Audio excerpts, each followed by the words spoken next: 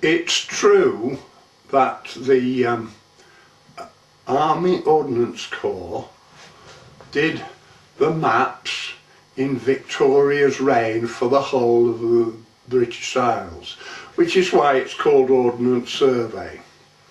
The Burton mentioned in this is Kirkburton near Huddersfield, and this is the Ordnance at Burton by William Beaumont.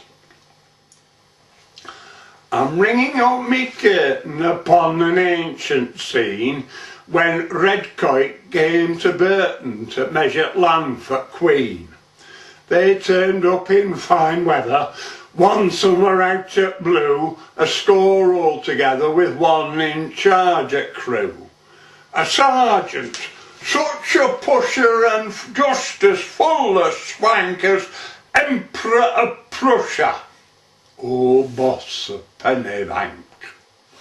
And every neat and local that sergeant could be seen, impressing many a yokel with paper from the Queen. Her Majesty had sent him to measure up her land, and to this end she'd lent him this paper from her hand. Victoria's Victor Vellum, a big red seal it bore, and each night he'd tell 'em at all a neat afore that at a palace pageant Victoria had said, "Stand forth that splendid sergeant," and forward he was led. Her Majesty confided our maps must all be true, and so I have decided to give the job to you. Thou shalt have right of entry to any man's estate, the yeomanry, the gentry, the humble and the great. At last, one fine June morning, them redcoats in a swarm without a word of warning descended on Slant Farm. And Tenant Billy Pogson, he waves a warning stick, "Clear off or I'll set dogs on," he ordered double quick. But Sergeant showed his permit and said, "We're here to steer this document. Old Hermit gives us the right of way." Its paragraphs he fingered with military zeal, and lovingly he lingered upon the royal seal. "All right," said Billy, humbled by what had been revealed, "but just take care," he grumbled, "stay out at Bottom Field." Said Sergeant, "Quite unheedful, we'll go where we think fit, and if we find it needful, we'll trample all o'er it." Now 20 minutes later, that sergeant, cock-a-hoop, observed be one spectator led in his loyal troop.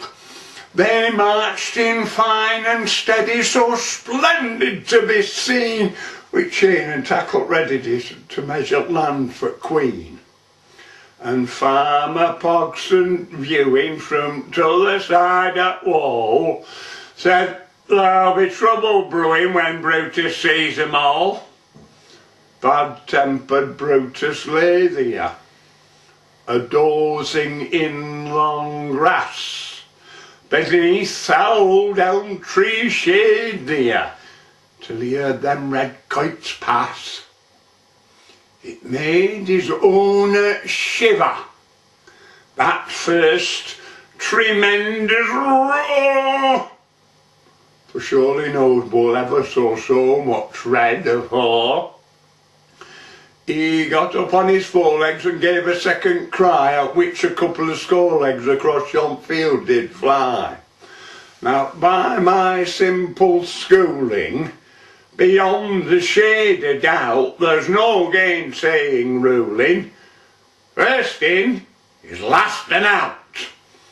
When forth that troop had started, their sergeant stood at head, but when he all departed, he stood at back instead. All buckled up and buttoned, he put the weary While Farmer Pogson chuckled and gave a hearty cheer. He watched that sergeant keeper run like a rabbit run and yelled to him, "The paper! Show him the paper, Mum!"